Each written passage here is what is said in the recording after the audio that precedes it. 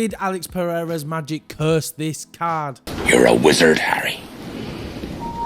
Before I get into that though, if you're new here, make sure you subscribe as I have brand new videos every single week. So UFC 303 is in the bag and I'm going to recap the main card. Opening up the card, we had Ian Garry versus Michael Venom Page. What a snooze fest. Ian Garry managed to scrape the decision win, but not in a spectacular fashion at all. Backpack, yeah! Instantly, the speed differential was obvious. MVP was fast on the feet and was really clipping Ian with some big shots, but Ian's grappling was just too good for MVP, or maybe really MVP's grappling just wasn't good enough, because Ian Garry did not look like he was causing any threat whatsoever, but MVP looked like he didn't have a clue what he was doing down there. That's what she said. And it just ended up being such a boring fight. And what's crazy is Ian Garry talks about being that next Conor McGregor, that next big star. But the way he puts on these boring fights and the way that the fan base don't like him, I just don't see this happening for him. I don't really know what's next for both guys, but at this point it's so hard to even care. And then we had Silva versus Chiesa, and surprisingly it was a much better fight than MVP versus Ian Garry. Both of these women came out to hurt each other. Great pace and a great back and forth from the opening bell. In the second round, Chiesa came out aggressively, piecing up Silva and taking her down with ease. She threw down some big elbows. She cut Silva up, opening up a big gash over her eye, and it was a doctor's stoppage in the second round. It was a really big cut and apparently was so close down to the bone. It did seem slightly early to stop it, but at the same time it felt like that cut was going to just get worse and worse and worse and was likely going to end pretty soon. This was a great opportunity for Chiesa because now we can probably see her move up towards a title shot, but the big problem with female bantamweight is there is a big Amanda Nunes size hole that needs filling, but I just don't see anyone filling it anytime soon. And now we move on to Anthony Lion-Smith Hart. Versus Roman Dolidze. Both of these guys coming into the fight with short notice. Originally, we were supposed to have Roundtree versus Hill, then Hill versus Ulberg, then Ulberg versus Smith, and then we ended up with Smith versus Dolidze. What a cursed card this has been, but both guys came out in the first slowly, methodically, and just took turns throwing leg kicks, and both attempted some big bombs but didn't quite make it home, and Dolidze probably managed to just scrape the first. In the second round though, Smith looked laboured and Dolidze managed to drop Smith and started swinging, trying to get him out there, and with how quick Mark Goddard usually ends these fights, I thought it was all over there and then. It seemed though when Smith got hit, he tripped up with all the momentum and he wasn't out, and Dolidze used a lot of energy try to get him out of there.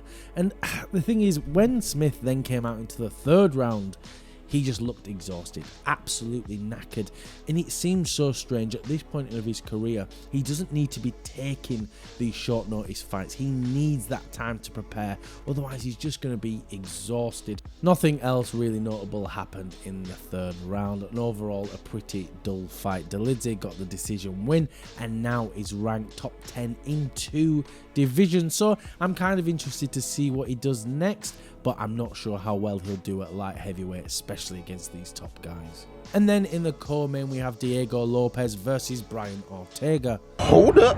Wait a minute. Something ain't right. During the prelims, it was announced that Brian Ortega was sick and unable to fight, and they managed to get Dan Ige last minute. It's a shame for Lopez though, because this was his chance to fight a top contender and jump to the top of that division. Lopez came out with speed, precision, and just looked great. His speed was phenomenal. Ige shot a takedown near the end of the round and Lopez wrapped him up immediately, and I thought it was all over, but Ige managed to defend the submissions attempt, and Lopez continued the onslaught in the second, dropped Ige with a head kick and grappled the crap out of him for the rest of the round. His grappling is like something I've never seen. He was relentless, but Ige defended the submissions so well. And then Ige came into the third and his coach said to him between rounds, look, you're down. You need to get a finish. And Ige brought it. He came out swinging and chasing that finish. He put a lot of pressure on Lopez and stalked him down and clipped him with some big shots. And he had a great third round. But it wasn't quite enough, and Lopez managed to get the decision win. A fantastic fight from both guys. Both stepped up, both performed, and I hope the UFC reward them heavily. Diego Lopez deserves to fight a top contender in that division, and Dan Ige can have whatever he wants. Stepping up on 4 hours notice, they need to give him something big. And I think Ilia Topuria should have to vacate his belt and just give it to Dan Ige. And now in the main event, we have Jiri the Samurai Prochazka versus Alex the Magic Man Pereira. But jokes aside, I think a lot of this magic stuff gets lost in translation. I'm not quite sure Jiri thinks there's some like voodoo magic happening or anything like that. But if you do believe in sort of a more spiritual side like Alex and like Jiri do, you can see that they're a lot more invested in it. It means a lot more to both of them. So I think it's difficult for just regular people to kind of understand that. But anyway, enough about that. Let's talk about the fight. Or, well, let's talk about the stare down. It lasted 4 minutes and 55 seconds, almost as long as the whole fight itself.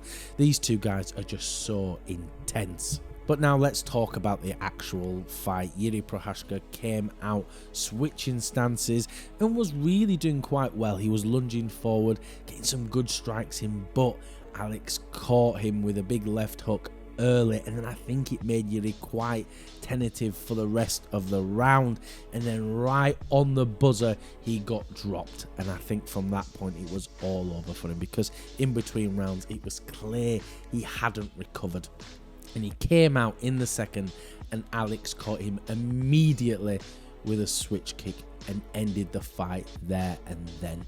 It was heartbreaking to see Jiri go out like this. It was so difficult watching him try to clamber back up and not able to get to his feet. Alex Pereira has shown how fantastic of a champion he is, and I cannot see anyone beating him at 205 anytime soon. And if he wants to move up to heavyweight, I think he deserves it. But overall, I think this was a fun card, but it was a little bit disappointing. But I think the UFC did the best they could with what they had, because don't forget, this was supposed to be Conor McGregor versus Michael Chandler in an entirely different card.